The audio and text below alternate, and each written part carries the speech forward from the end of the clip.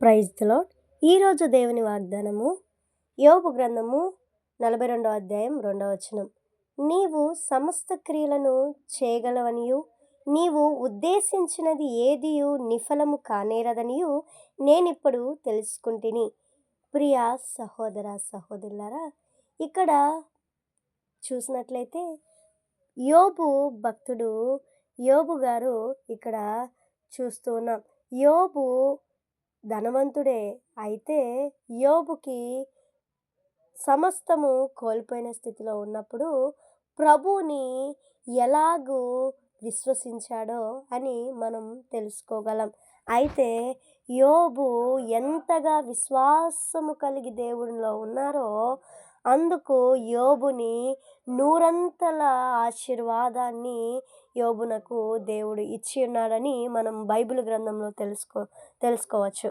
అయితే ఇక్కడ ప్రభు చెప్తున్న మాట ఏమిటంటే, నీవు యోబు దేవుని గూర్చి చెబుతున్న మాట, నీవు సమస్తము చేయగలవనియు అంటే యోబు ఎరిగి ఉన్నాడు.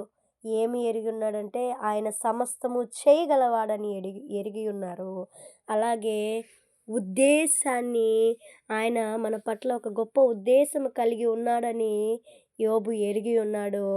అలాగే నేను ఏది అయితే అడిగి ఉన్నానో అది ఖచ్చితంగా చేయగలడని ప్రభునిచ్చి యోబు చెప్తూ ఉన్నాడు. అయితే నా జీవితం కూడా మనం ఎన్నో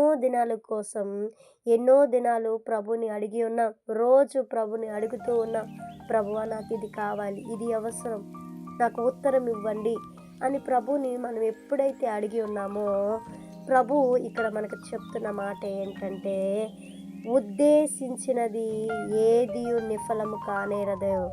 అంటే మనం ఏదైతే ఉద్దేశిస్తామో ఆ యొక్క ఉద్దేశానికన్నా ప్రభు అంటున్నమాట, నువ్వు ఊహించు వాటికంటేను నేను అధిక మేలును నీకు దయచేసే దేవుడును అని ప్రభు చెప్తూ ఉన్నాడు. అయితే మనము ఏం చేయాలంటే, ఒక విశ్వాసిగా ఉన్న జీవితంలో ఆయన సమస్తము చేయగలడని మనం గుర్తెరగాలి. ఆయన మన పట్ల ఒక గొప్ప ప్రణాళిక, ఉద్దేశం ఉన్నదని మనం తెలుసుకోవాలి. ఖచ్చితంగా మనం అడిగిన దాన్ని ఖచ్చితంగా ఇస్తాడని మనం వెయిట్ చేసే బిడ్డలుగా మనం ఉండాలని ప్రభు కోరుకుంటూ ఉన్నారు. కనుక అలాగ ఉండేలాగున ప్రభుని ప్రార్థిద్దాం. ప్రార్థన. ప్రేమనం కలిగిన మా దేవా, సర్వోన్నతుడ, స్తోత్రాలయ.